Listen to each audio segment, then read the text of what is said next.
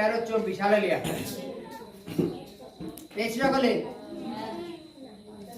এখানে লেখা আছে শ্যামা গাছের দৃষ্টান্ত। Hallelujah.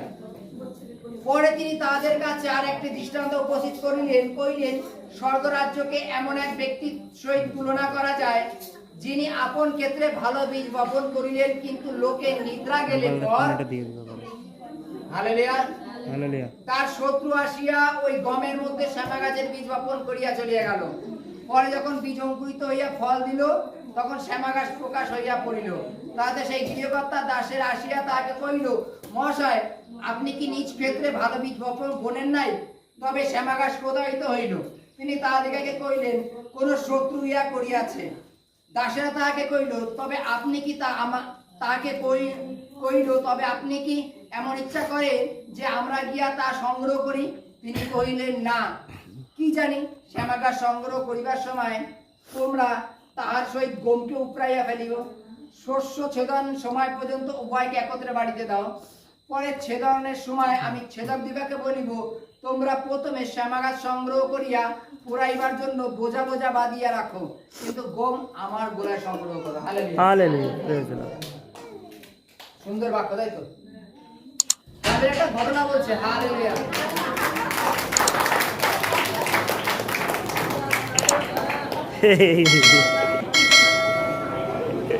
Hallelujah. Hallelujah. Hallelujah. Hallelujah. Thank you Jesus, thank you, ঈশ্বরের ধন্যবাদ। হালেলুয়া। বাইবেলে ঘটনাক্রমে বলছেন, হালেলুয়া, একটু মনোযোগ দিয়ে শুনবেন। বাইবেলে ঘটনাক্রমে বলছেন যে একজন মালিক তার জমিতে চাষ করে সে গম গাছ লাগিয়েছে, এবং গম গাছ লাগানোর পরে সে যখন রাত্রে ঘুমাতে গেছে, কেউ বদমাইশি করে তার কাছে তার সেই জমির মধ্যে শ্যামা গাছ কিছু ছড়িয়ে দিয়েছে। শ্যামার বীজ, শ্যামা গাছ বুঝি আমরা? হালেলুয়া। বুঝি শ্যামা গাছ কাকে বলে?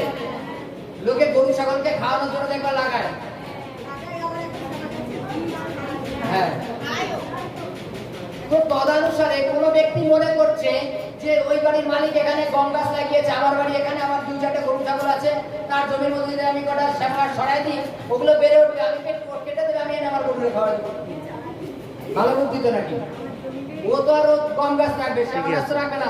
খানিকটা পাবে, যখনই কাটবে আমি আমার গরুরে দিয়ে দেবো। ফেলাচ্ছি কিন্তু আমি। বাইবেলে তদানুসারে বলছেন যে যে ব্যক্তি চাষ করেছে সে ভালো বীজ, ভালো গমের বীজ চাষ করেছে, কিন্তু যে শ্যামা গাছ ছড়িয়েছে সে বদমাইশি করে ছড়িয়েছে। ঈশ্বর আমাদের খারাপ ভাবনা তৈরি করে না, কিন্তু শয়তান আছে যে আমাদের মধ্যে খারাপ ভাবনা ভরে দেয়। বাইবেলে লেখা আছে এই শ্যামা গাছটা কখন ফেলালো? সেই মালিক যখন দিনে বেলা গমের বীজ ছড়িয়েছে, নাঙ্গল টাঙ্গল দিয়েছে, মই টই দিয়েছে, তখন কিন্তু শ্যামা গাছের বীজ ছড়ায়নি। সেই মালিক যখন ঘুমাতে গেছে, তখন সে শ্যামা গাছের বীজ ছড়িয়েছে। হালেলুয়া। শয়তান আমাদের মধ্যে কাজ কখন করে? যখন আমরা ঘুমায় পড়ি তখন। হালেলুয়া। যখন আমরা মনে করছি চলো একটু, আজকে তো প্রার্থনা হয়ে গেল, চলো আজকে 2 দিন প্রার্থনা না করলে হবে, চলো একটু রিল্যাক্স করি। রোজই তো প্রার্থনা করি, আজকে রাত্রে প্রার্থনা না করলে কি হয়েছে?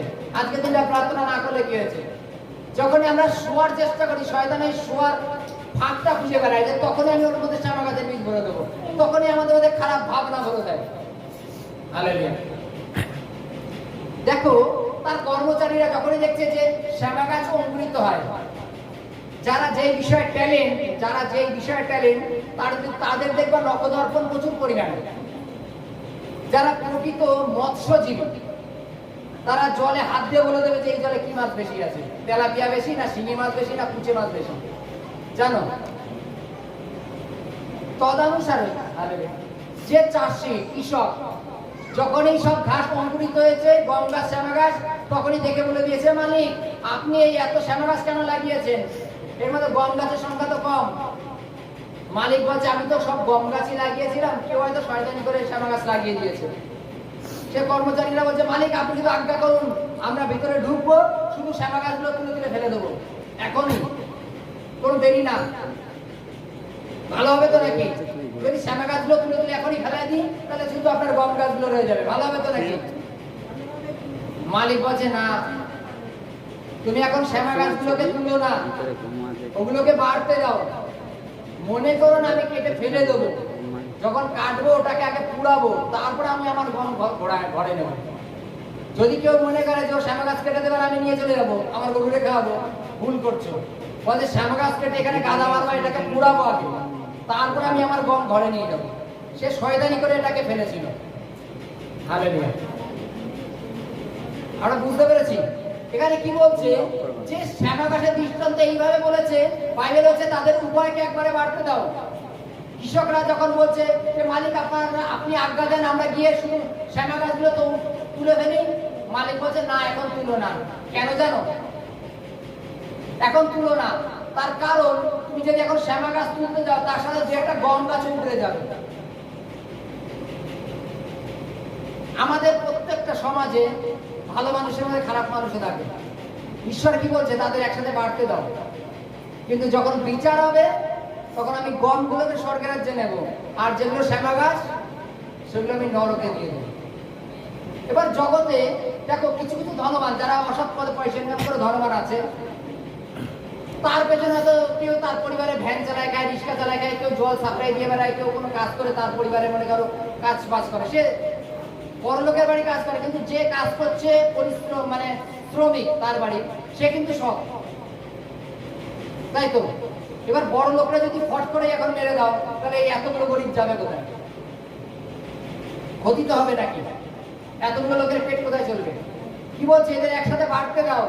যখন আমি বিচার করব তখন ওই শ্যামা গাছকে কি করবো, আগুনে দেবো, আর গমগুলোকে কি করবো, আমার গোলা ঘরে নেবো। বাইবেলে কি বলছে, যদি তখনই শ্যামা গাছ টান দেয় তাহলে তার সাথে গমও কিছু উড়ে যাবে।